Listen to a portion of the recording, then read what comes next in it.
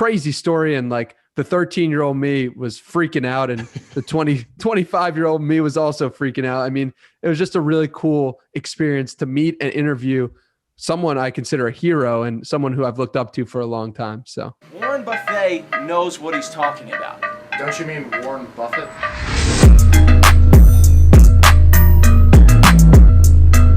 I'm very excited for today's episode. We have Danny Miranda on the podcast. We were just chatting before we came online. It's a long time coming, but we made it happen. And I'm excited about this for two main reasons. First is you're kind of the first guy I've had on here that's not totally focused on finance and investing. So maybe we'll talk about that a little bit, but we're branching out. And then the other side of it is for you guys who are unfamiliar with Danny, he runs a really awesome podcast himself. And that's kind of how I came across his work. So I don't know if you've actually been on the other side of a podcast before, but I'm sure it's kind of the other side of the coin for you today. yeah, and I appreciate you having me on. I really, really do appreciate it from the bottom of my heart. I mean, just a kid with a dream to build the greatest podcast in the world. And I appreciate the kind words you having me on, and looking forward to this conversation, my man. Awesome. Well, Danny, for those who are unfamiliar with you, just kind of give us a quick little backstory about you, who you are, and kind of maybe what led up to where you are today. Yeah. So I guess I'll start with February of 2020, where I was just depressed and really didn't know what I was going to do with my life, and just kind of was down in the dumps. And then once quarantine started, and I was really just thinking, oh, like, what did I do as a child? What did I connect with? And it was writing. I always was a writer from a young kid, and I leaned into writing, and I started to take control of my life, and I started to take control of the decisions I was making. I started to meditate. I started to build a positive battle and a positive loop in my head, and just continuing on that positivity. And that positivity led to me writing twice a week on my blog. It led to eventually me starting a podcast, Danny Miranda Podcast. And then it's led to just meeting cool, interesting people like you. And so it's been a crazy journey over the last year. Really, that's all it's been since I started putting myself out there online as my real name. And I'm just loving the process of doing it. So it's a little bit about me. I'm sure we could dive into any part of that if you'd like. Yeah. So for the podcast specifically, from what I can tell, like you said, it's been probably less than a year, right, that you've been doing it? Yeah, just 6 months, less than 6 months. Yeah. And at least from the outside looking in, it seems like you've had some pretty awesome success, and I've had some pretty crazy, like, big dream guests on, right? So I won't steal your thunder, but maybe just kind of go into how that growth has happened, and then some of the guys you've been fortunate to have on the podcast along the way. For sure. I mean, I've interviewed people that I thought it would be a long time before I talked to. Like Gary Vaynerchuk is probably the biggest guest that I've had in terms of following and reach. And honestly, I've been following Gary V since I was 13 years old. When I was 13 years old and writing and doing my first blog on time management, Gary V, I wrote an article about Gary V, and Gary V actually commented on it saying, like, thank you so much for writing about me. And then what happened was I tweeted that article. And when I tweeted that article, Gary V followed me. I tweeted the article in 2020, December 2020. Okay. He followed me from then. And then I tweeted that he followed me, and it eventually led to people saying that he should come on the podcast, and he did because of that. So crazy story. And like the 13-year-old me was freaking out, and the 25-year-old me was also freaking out. I mean, it was just a really cool experience to meet and interview someone I consider a hero and someone who I've looked up to for a long time. So I know you went into it on your conversation with Gary, but can you tell the people listening here kind of the whole backstory about you and Gary's relationship? Because it's like so quintessential Gary V. And when you hear him talk about these stories, you're like, yeah, all right, dude, that probably doesn't happen all that much, but you're like a prime example of it. Yeah. So I kind of cut out the part in 2011, which you're referring to. And that was when, I had a Knicks blog at the time. I was done with the time management blog when I was in 7th grade. But by the time I had gone to 9th grade or 10th grade, I was into the Knicks, and I had a Knicks blog at the time. And something about me, I was just interested in growing the blog, and I was interested in what Gary V was talking about. So I was in 10th grade. I wanted to go to his book signing, and I couldn't go because my mom said it was a school night and I couldn't go to the book signing. So what happens is I tweet to Gary V and say, hey, Gary, I'd like to come to the book signing, but my mom won't let me. It's a school night. And he responds, what's her number? And immediately calls her, leaves her a voicemail, convinces her that I should come. And I ended up going to the book signing. We took a nice picture together that will be framed in infamy. I mean, I put that as my profile picture on Facebook and wrote, the present and future of American business back in 2011 it was. So, it's something, it's near and dear to my heart, that story. And it's a way to tell that Gary V is legit, because what happened in college was Gary V started to blow up in terms of the average person knowing who he was. And my college friends would be like, check out this Gary V guy. And I would proceed to tell them that story. They were like, dude, that is the craziest thing I've ever heard. And I was like, yeah, it honestly is, but it just shows that he's a real dude. It shows he's real. It shows he really cares. And I try to bring that same love for other people who are going through my stuff as Gary did to me, by going out of my way, calling them, making sure that we're connected in a real way. And it's an advantage for every business in America, for any business in the world, to connect with people and truly on a deep level and over deliver every single day. Yeah, it's awesome. Everyone should go over and check out the podcast Danny did with Gary, but you guys kind of like bonded on that. And it was really cool to see that he remembered it. And he was like, oh yeah, that was you. Like he got super hyped over it, which was funny to see. Yeah. And as a podcaster, you want to bring in, this is something I try to do with my first question always. You want to bring a connection with you and the guest. And the best way to do that, if you've never spoke before, is talk about something from the past that they might not remember. And, maybe you don't have a particular story with someone, but you can go back and bring up that story. Like you just bringing up the fact that that story happened makes me closer to you, because it says to you and the person listening, it says like you spend time on my story and you spend time to be thoughtful about asking a question. So it's like, that is such a benefit, and that's such a useful thing to use as a podcast host. Yeah, for sure. Fast forwarding, so 2020, sounds like Gary V was kind of like the first big name that you were able to score on the podcast. In typical Gary V fashion, just jumping into like the depths of Twitter and finding out who's talking about him. So after you had that opportunity, what did you see progress from there? Was that a huge springboard for you where it kind of gave some validity to the name? Did you see growth pretty significantly after that? Kind of talk through that process. Yeah. So I would say that there was a huge spike in download numbers, and a huge credibility boost for people who were just discovering the podcast. A huge way for people to be like, oh, wow, he got Gary V. He just started. Like, what is going on with this kid? Let me check out his podcast. And that was huge. And I'm forever grateful for Gary for giving me that opportunity, because he knows what that does to my stock. It elevates it. So yeah, that was a huge moment and a huge validity bump, because there's a lot of people, quote unquote, under the level of Gary V in terms of the amount of years and the amount of followers or whatever that may be, who saw that and they were like, oh, I'd like to come on this podcast. Yeah. So yeah, it was helpful. Did you feel any sort of pressure after that?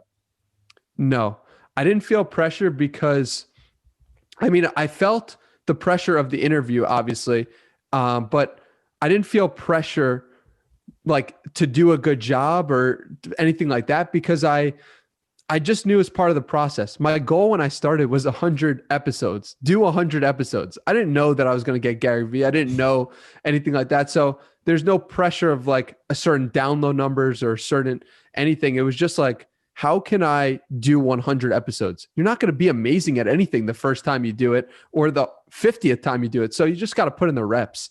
And that's kind of how I've thought about it. And that's why I didn't really feel pressure from it, because it's like, that was just another episode that I did. He's just a person. He puts on his pants the same way me and you do. So it's kind of why I felt little pressure. I think that's I think that's a pretty wise mindset to have. But one, I could actually kind of reflecting, obviously, with me doing this on a weekly basis. And if I was able to have my dream guest on, you see downloads spike, you see a bunch of followers come in. What you're going to be worried about potentially is, I don't want to lose this momentum, right? But like you said, you have to be understanding of the fact that a bunch of Gary Vee fans come watch Gary Vee. The vast majority of them aren't going to be like, all right, well, now we're huge Danny Miranda fans. Like this is, so, and the fact that you knew that going into it, I think gives you that psychological advantage. Totally. And the thing is, that would have stopped me in years back, where I would have got in my head about that. I would have been like, oh, well, the next guest has to be as big as Gary Vee or whatever. But it's like the mindset of it is truly like, I want to build a body of work. And when someone discovers me in 5 years and then they see like, oh, Gary Vee was the first YouTube video that they can go check out, they're going to be like, that is so cool. Like, look, Danny was interviewing Gary Vee 10 years ago. Like, think about how awesome that is, that that's my first YouTube video that people can like go check out the backlog. And so I think I'm just in it for such a long-term vision. I'm looking so long-term about this whole thing that it didn't really bother me that like, oh, the downloads the next month are going to go down or the level of guests are going to go down. Like, these things don't matter. You got to build the body of work over a long period of time to have any success in any arena. And my arena just happens to be talking to people. So that's what I'm planning on it being, at least. Yeah, I like that. When you do go into these interviews and podcasts, does it kind of change depending on who you're talking to? Kind of what's your prep work like? And obviously I do some of it on my end, and it'd be interesting to kind of compare and contrast as how you go about prepping. Yeah. So I like to do, like I said before, I like to really go into someone's background and backstory. A couple of useful ways to do that, if you're a podcast host or just want to learn more about someone, is to go into Twitter and use the advanced search and sort by favorites and sort by, let's say, if it's a bigger account, like 100 favorites. And if you can go and find someone's old thoughts and then bring that up in the interview, they're going to be like, whoa, this person really did his homework. This is awesome. Another useful thing that I like to do is listen to old podcast episodes with the person so that they'll have said something 3 years ago. They won't remember it, but you just listened to it. So it's almost like you'll know it better than they know it, and they'll be impressed. And you'll get a sense for who they are as a person, how they speak, and what types of things they talk about. Those are just two useful things I do to prepare for the interview. Yeah, I totally agree. I think it doesn't take that much effort to show somebody that you care, I mean, yeah. It seems so small, but like I did with you, a little peek behind the curtain for people listening. I'll typically send an outline of just some talking points, and whether we talk about all of them or none of them makes no difference to me. It's just kind of something out there. And the amount of people I've had on that have been on multiple podcasts, they've been so appreciative of having something rather than just going into a blind. And I'm like, does nobody else do this? Like, it's, so yeah, honestly, everyone has their own strategy, but right. Honestly, I think what you did was great, but I don't do that because I want the guests to be surprised that, they're like, what? Like, you brought that up? Or so I think there's two ways to play it. But yeah, it's really cool what you do, which is like sending outline information, and it's helpful as a guest to think about, oh, what is my answer to that? And I certainly learned things about myself from your outline that I wouldn't have known about myself had I not had the outline. Yeah. So thank you. I think it also depends on the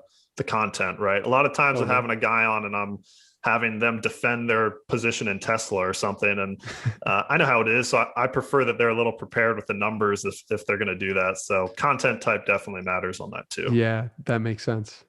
Well, let's go into some of the conversations that you've had outside of Gary Vee. So if you're just kind of thinking about it off the top of your head, is there any conversation maybe outside of Gary that really sticks out to you that you think about a lot, or you think you kind of learned the most from, or was the most surprising, or anything along those lines?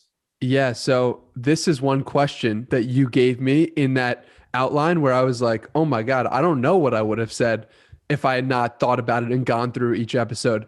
And for this one, I got to give a shout out to number 55, Will Mannon. Will is not someone who like has the biggest following of anyone I've spoken to or anything, but he's so brilliant and so smart and thinks about the world in such a incredible way.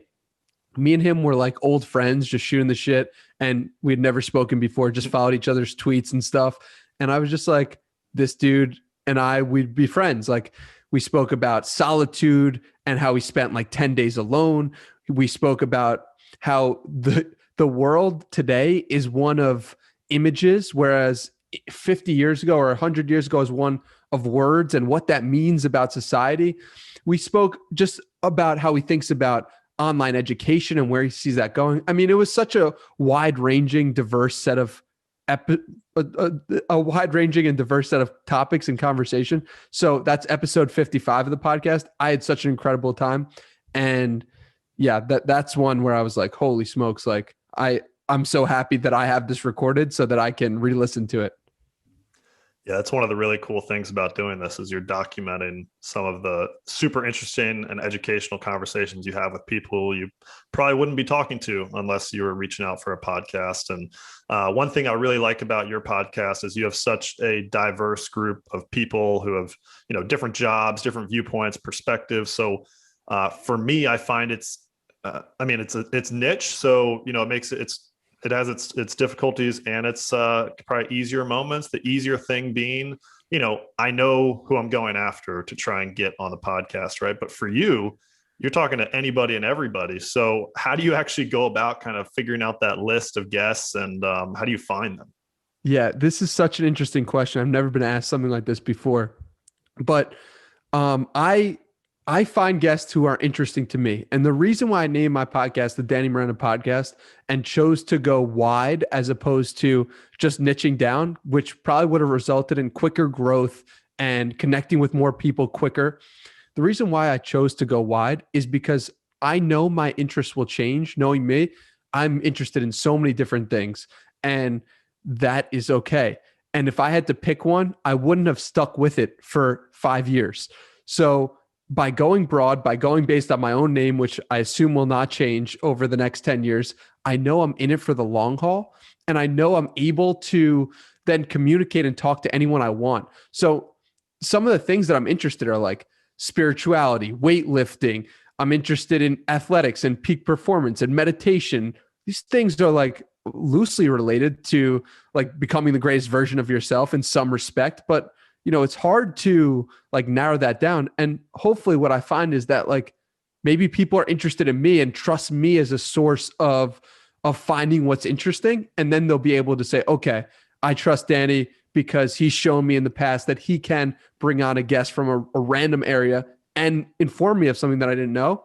And I'm going to go back to this podcast because of that. So that's kind of how I think about the process of sourcing guests. Yeah, absolutely. I mean, I think, ideal role model for that is probably like a Joe Rogan, right? And for sure, that's probably the easy answer, but he can talk to anybody from, military pilot to UFC to, he's had the complete opposite sides of the political spectrum. And for me anyway, like no matter where you lie, I've enjoyed both, listening to both of them, where probably a different moderator, that's maybe biased one way or another. It's really hard to toe that line, and he does that well. And it's probably kind of how you've kind of gone along about it as well. 100%. And you're giving up some growth in the short term because who the hell is Danny Miranda? Why would I listen to that podcast? Right. But like maybe in 5 years after someone sampled it or heard me on a different podcast or seen a clip, they're like, okay, fine. I'll do it. I'll jump into a full episode. So it's a long-term play. That's what it's all about. Yeah. What do you think when you jumped in, started the podcast, now looking back, you're like, man, I didn't realize this part of podcasting was going to be so hard. What are kind of like some of those unexpected difficulties you've encountered? Yeah. So you look at Joe Rogan or Tim Ferriss have a conversation or an interview, and it seems like anyone can do it. And because anyone does do it on a daily basis, they just talk to people. But what they're doing is at such a high level of directing it where they want to go, bringing on interesting points, saying things in the right way, and doing research. I just didn't know how much went into it. And I feel like I do a pretty decent job for my first 100 episodes, like as someone just starting out, but like they're on another level. And I didn't realize how far that level was above me. I knew I wasn't as good as Tim Ferriss or Joe Rogan, obviously, but I was like, wow, that seems pretty easy. I could do that. Turns out I couldn't really do that. And I'm building and learning and gaining skills. But yeah, I underestimated how difficult podcasting really is. Yeah. And I think that also comes back to having all types of different people on, right? If you had somebody on that cared about the same things as you every single week, it's probably a little bit easier to have a conversation because like-minded people, but having people on from all over the place, I'm sure makes it even more difficult to kind of guide the conversation. Totally. And on that is like, I'm just so like overwhelmed, and I'm always taking notes on like these, on what Joe Rogan's doing, what Tim Ferriss is doing, what these people like. I have a file of questions and how to ask them. And I can't wait to release that. Actually, I want to put that out to the world, but yeah, man, it's a skill and just got to keep doing it. And how do you get better at it? You just do it more. Like that's all. Yeah. So that's the plan. What about unexpected perks, like things you didn't think you were going to enjoy so much as you do now? Yeah. I mean, I love like learning something about someone in the moment that they didn't expect to talk about, or they didn't expect that, you know, they even knew, or I didn't even know. And then it feels like two minds becoming one in that moment. I love when I get so lost in it that I completely forget. I didn't expect that element of it, where I was just so lost in the moment, where I would just enjoy it so much that I would forget about time. I didn't expect that at all. Yeah. Yeah, that's awesome. What about the future of the Danny Miranda podcast? So you set a pretty big goal in the beginning of this thing. I don't know if anyone caught it, but kind of go through what your goal is with this thing and kind of how you see it developing over the next few years. I want to be the number one podcast in the world. And that is pretty absurd to say when you've just done 80 something episodes. That's like saying like you start out like playing middle school basketball and you just made the JV team and you're saying, okay, I want to play in the NBA or go to the Hall of Fame, or at one point win an MVP in the NBA. It's like pretty absurd. And that's how I view myself right now. I view myself as playing JV basketball, just made the JV basketball team and want to one day become the NBA MVP. How I see that developing is like, I'm willing to work harder than anybody. Like my goal this year is to put out 160 episodes of like long form conversations, well-researched. And I don't know. I'm just confident in my abilities, like my natural talent, my small natural talent that I've been given for this medium, potentially with my hard work. I just don't see any other option if I continue to extrapolate this over 10 or 20 years. And I will stop at nothing to make that a reality. That's kind of how I see it. Yeah, I love it. Outside of putting the actual podcasts out, is there any strategic thing you're doing on socials or anything there to kind of help out? Yeah, I mean, I'm putting them out on YouTube now more than ever. I'm doing at least one YouTube video with clips every day of clips from the show so that people can get a sampling of the episode before they commit to the full thing. That's one of the biggest things that I'm doing, is just doing clips.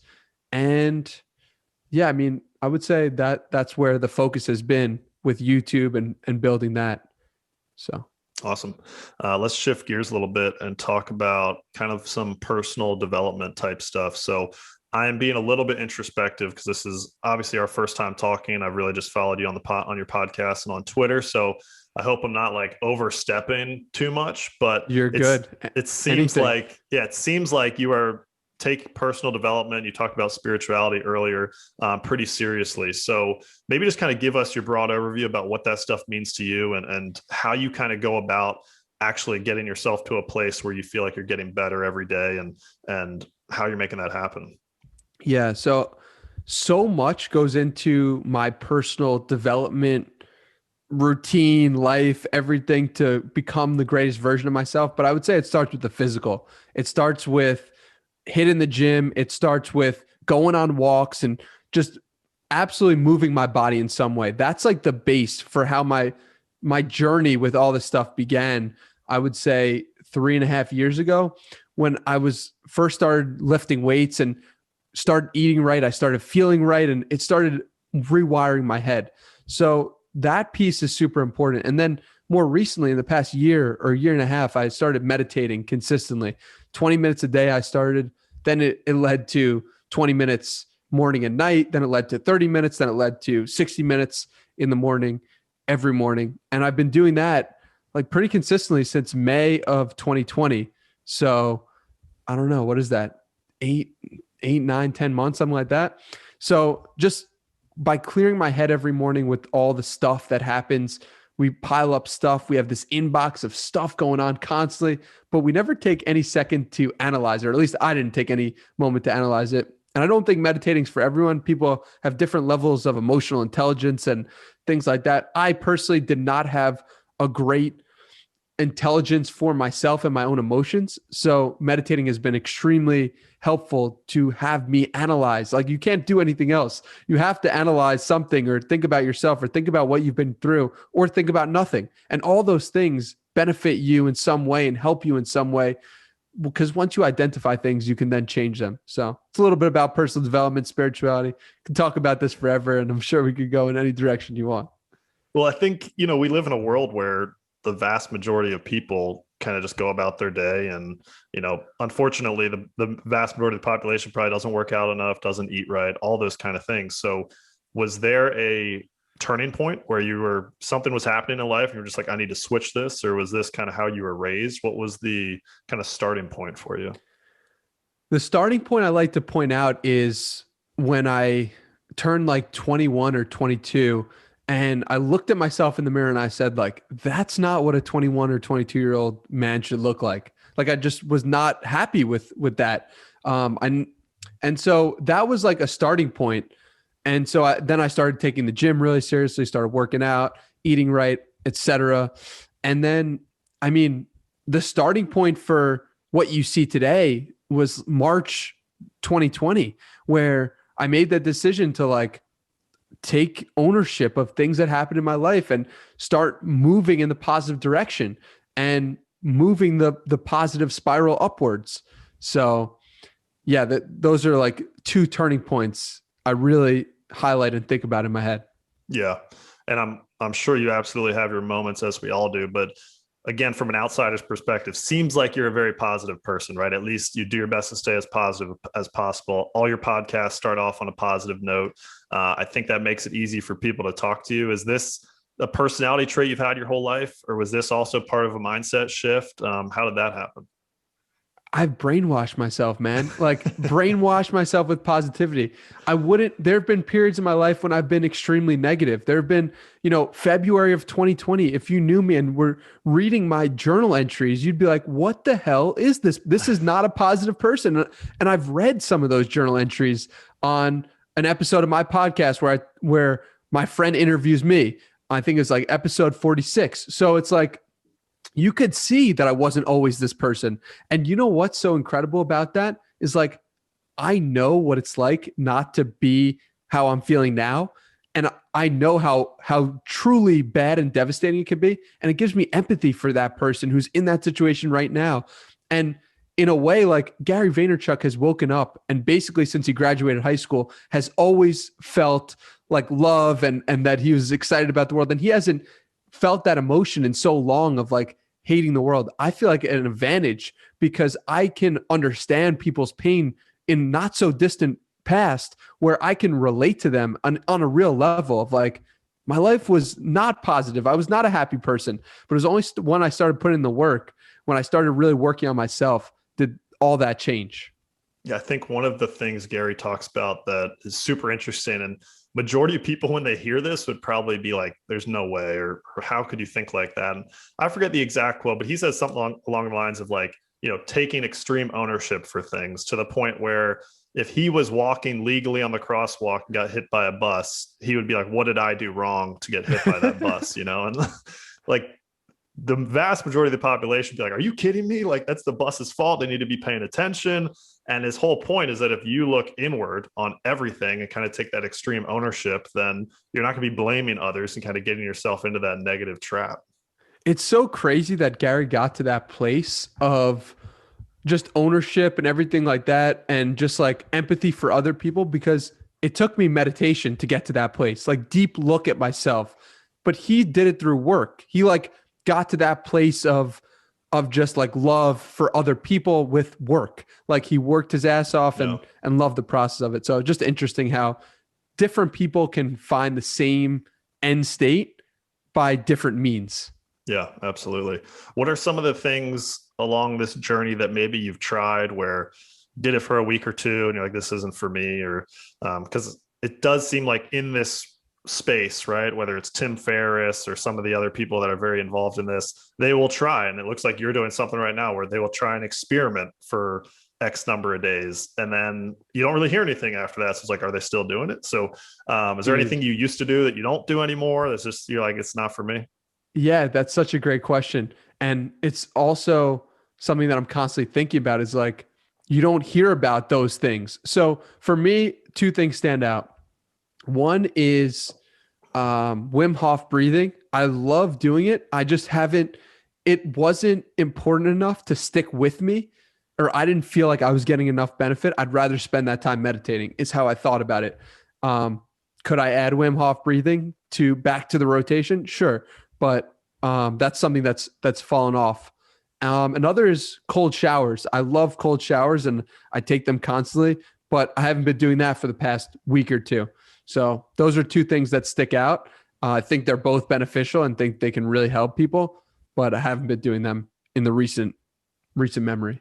Yeah. And I'm not too deep into this space, but it is something I care about, and obviously try and get better as a person the best I can. And I think something I've learned is if you can find a simple routine that works for you, that's the way to do it. Because if you're trying to wake up early, meditate, Wim Hof breathing, like all this stuff, it's going to get to the point where you're just like, screw this, man. Like I'm tired or whatever. So I don't know if you have any kind of reflection on that.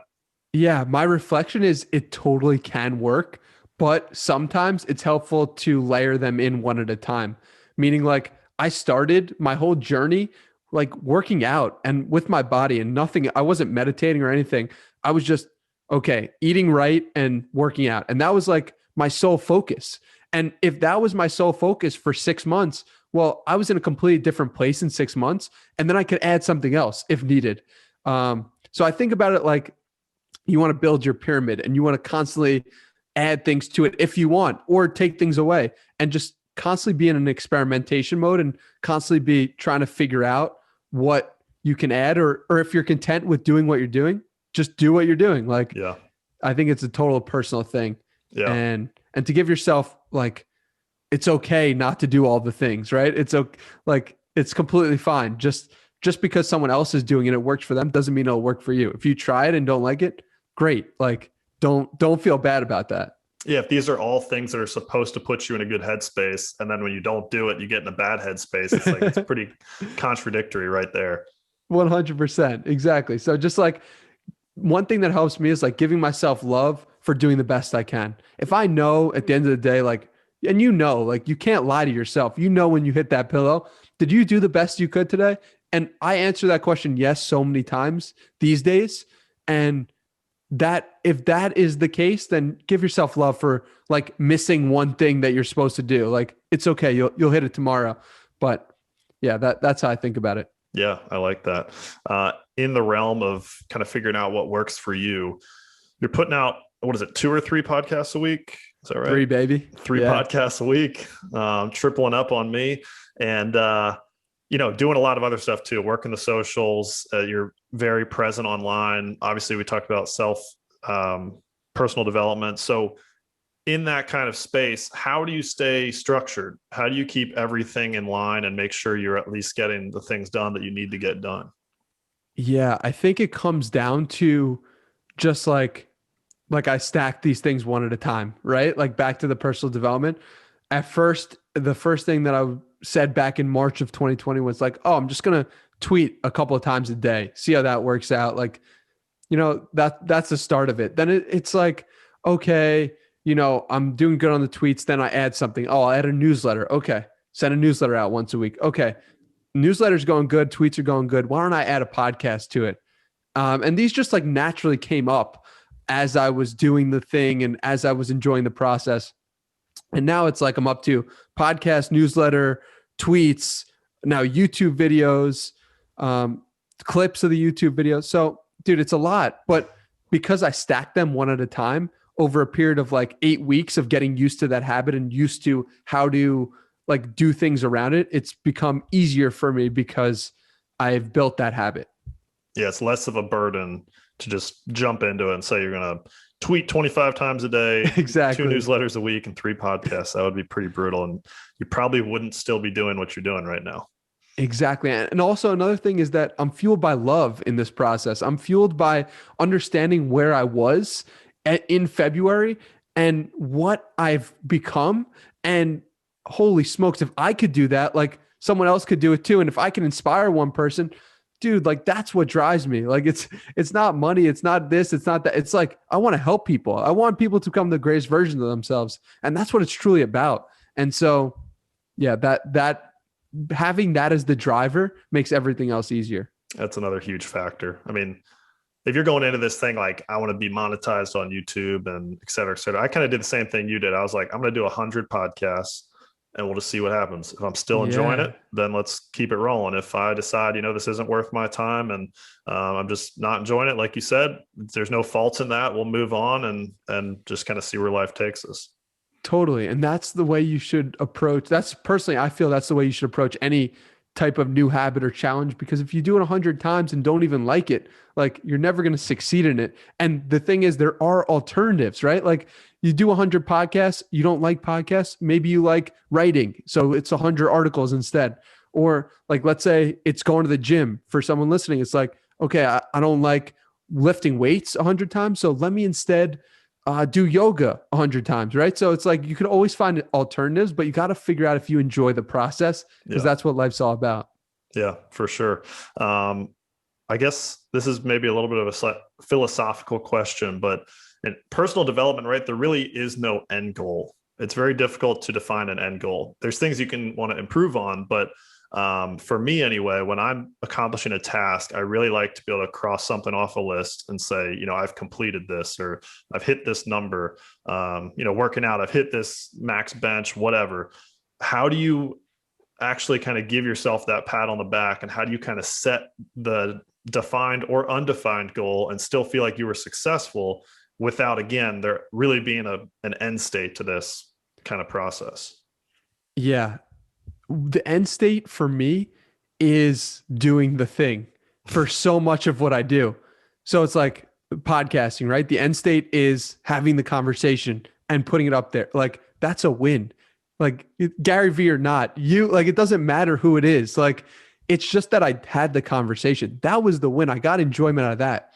Same thing with working out. I feel the same exact way. And that all stems from meditation, that mindset of like, the process is the reward. I remember it first dawned on me when I was doing a meditation session, a long 60-minute session where I'm sitting there and I'm like, well, I look forward to the future and I'm looking back towards the past, but like, what is this moment? And really just becoming one with that moment and realizing that like nothing was going to happen that wasn't in this moment. So why don't I just enjoy that instead? And so that was really powerful when it was like a realization, and I've just stuck with that and tried to apply that to everything I do. And if you think about what you're doing right now as the end destination, and like also like thinking it's okay to strive for more, it's okay to improve. Like it's not that you should never do that. It's like what you're doing is the destination, and get better. But like, who cares? That just the process is the reward. That's how I think about it, at least. Yeah, I like that. Have you seen any, I don't know if backlash is the right word, but any pushback from friends, family, anyone you used to kind of interact with, whether it be you doing podcasts, you kind of doing some of the personal development stuff? Because it tends to be a space where people who are not involved kind of tend to look down on it, whether it's for the right reason or not. At least that's what I've seen. Yeah, it's a really interesting question. I've never felt any bit of backlash or anything like that. Who knows what people are saying behind my back, but it's like all the things that people have told me directly is just love and positivity and appreciation for what I'm doing. It just fuels me more. And if they didn't like it, that would also fuel me more. So it's like, how do you beat someone who takes the negative and makes it good, and takes the positive and makes it good too? So yeah, that's the headspace I'm in. I like that. Tunnel vision. Sounds like you're surrounding yourself with the right people. Well, it wouldn't be I put it in quotes now, finance and investing podcast, if we didn't at least talk about a little bit of it. So before I even get into any specific questions, are you involved in investing or kind of keeping track of your finances or anything along those lines? Yeah. So this is what I just started doing about, I don't know, a few weeks ago. I started to dollar cost average into Bitcoin once or twice a month on the 1st and 15th. That's my entire investing strategy right now. I like Please tell me where I'm going wrong and what I should be doing instead. Well, maybe we can have a conversation offline about that. But hey, man, I'm a huge fan of Bitcoin. I think, tons of potential. I would say to go listen to people like Anthony Pompliano and people in that space over me when it comes to cryptos. But I just figured I had to ask, and we won't jump into anything too much further than that. But maybe we can chat offline if you have any more questions. For sure, and I appreciate you asking. I am probably the least in the personal finance game of anyone. I'm just strictly content and just being a ball of energy if I can to people. I think I just had to my user agreement is that I talk about it once every podcast. So I just check that off. Finance and investing podcast complete. Cool. Let's move on to some maybe more future goals that you have. So we talked about what you want to do with the podcast. Are you thinking about anything else right now? Other business ventures, other things you're planning with the social media, anything you can allude to that's not a secret? Yeah, well, I got to make money at some point. I got to figure out that whole piece of the pie, because my parents are really nice in the fact that they gave me a roof over my head. But I mean, I'm going to need to figure out some sort of business or job or something, use my network of people who I've interviewed or something like that to create some sort of monetary value for myself. Because I feel like I'm actually creating a lot of value for the world, but it's not in the money form yet. Yeah. So hopefully that will happen sometime in 2021, but we'll see. Time will tell. Yeah, I think there's this false narrative that, if you have a couple thousand followers on Twitter or a bunch of listeners, it's a pretty big threshold to get over to where you can just be making money and it's enough to sustain yourself. It's funny how, and I'm not saying this is by any means your case, but you look at some of these people in the new age with technology, everyone in the world could know their face and they could, in theory, be making no money, right? Because of the power of the internet. It's like this crazy dichotomy. But yeah, I just kind of want to jump into that and see if there's anything going on behind the scenes that we could get into. Yeah, well, I'm really enjoying the process of building on YouTube, my man. That is really where I'm really finding a lot of joy, and on Twitter, tweeting, and just the future, the near future. I mean, I want to put out content on content and content. And also one thing that I'm doing this year is I want to hit 50 pull-ups consecutively.